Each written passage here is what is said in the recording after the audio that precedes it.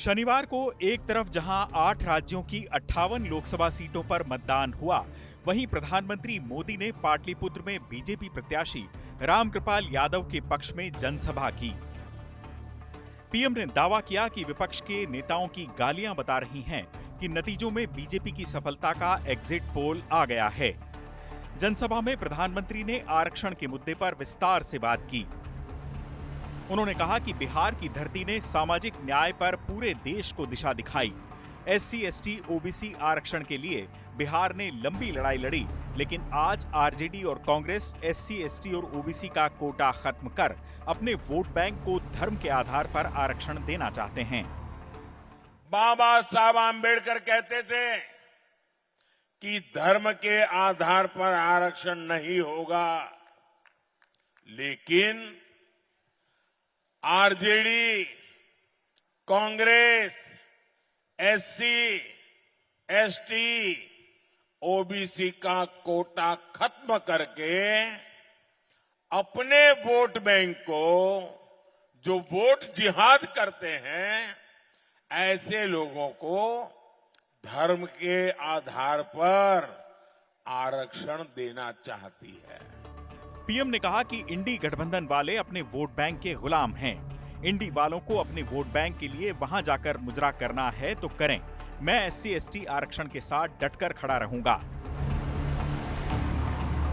RJD और कांग्रेस ने मिलकर यादव, कुर्मी, कुशवाहा, तेली, कान्हू, निषाद, पासवान और मुसहर परिवारों के आरक्षण पर डाका डाल दिया है। इंडी गठबंधन की एक साजिश का कोलकाता हाईकोर्ट ने भी खुलासा किया है। आपको अंधेरे में रख करके रात में चोर आकर के जैसे चोरी कर जाए, वैसे इन लुटेरों ने आपके हक को लूटा है। मैं बात कड़वी बता रहा हूं क्योंकि मेरे जहन पर बड़े घाव लगे हैं भाइयों। और इन जातियों के आरक्षण का कोटा कम करके आरजेडी, कांग्रेस, इंडी गठबंधन ने वोट जिहाद वाले अपने वोट बैंक को दे दिया है। प्रधानमंत्री ने कहा कि इंडी गठबंधन वालों ने बंगाल में 77 मुस्लिम जातियों को एक झटके में ओबीसी का दर्जा दे दिया।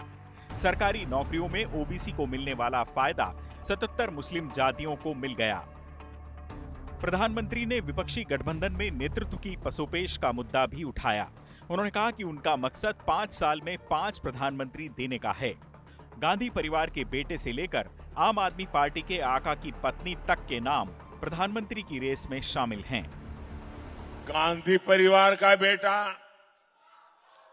सपा वाले परिवार का बेटा, नेशनल कॉन्फ्रेंस परिवार का बेटा, एनसीपी वाले परिवार की बेटी, टीएमसी वाले परिवार का भतीजा, आप पार्टी के आका की पत्नी, नकली शिवसेना परिवार का बेटा और आरजेडी के बेटे या फिर बेटियां, ये सारे परिवारवादी मिलकर प्रधानमंत्री की कुर्सी पर म्यूजिकल चेयर खेलना चाहते हैं। जाहिर है, लोकसभा चुनाव में जहां कांग्रेस और विपक्षी दल देश में संविधान और आरक्षण पर खतरा होने का दावा कर चुनावी मैदान में उतरे हैं, वहीं प्रधानमंत्री मोदी भी कांग्रेस पर पिछड़ी जातियों के हिस्से का आरक्षण मुसलमानों को देने का आरोप लगा रहे हैं। पाटलिपुत्र के बाद प्रधानमंत्री मोदी ने काराकाट के रोहतास में भी जनसभा की। इसके बाद प्रधानमंत्री ने बक्सर के अहिरौली में भी जनसभा कर इंडिया गठबंधन पर जमकर वार किया। चुनाव आज तक।